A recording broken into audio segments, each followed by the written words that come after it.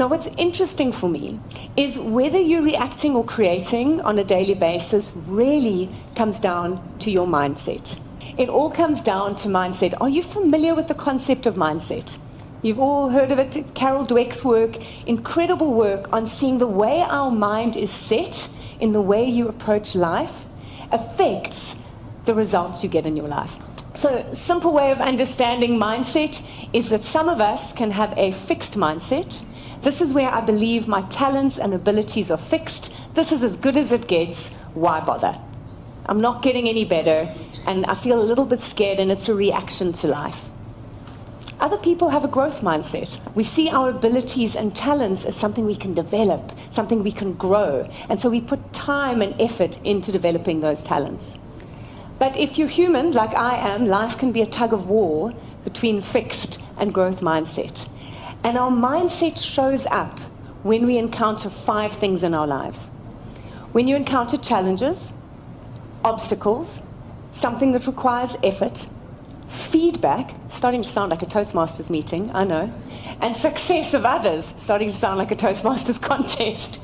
These are the 5 things you're getting across in your life all the time, and how you approach that, how you react to that, determines if you've got a fixed or a growth mindset.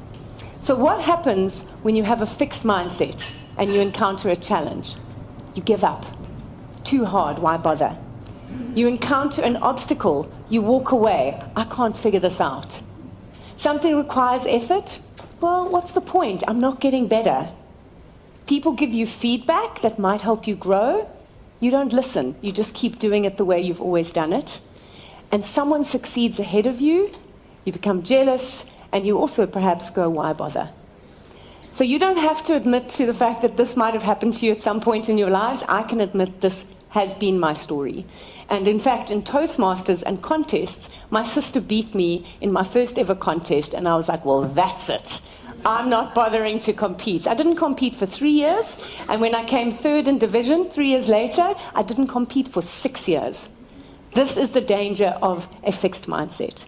A growth mindset, on the other hand, literally the other hand, is when I encounter a challenge, I go, wow, this is an opportunity to grow. When I come across an obstacle, I go, how do I get around this? When something requires effort, I put in the effort because I know it's growing me.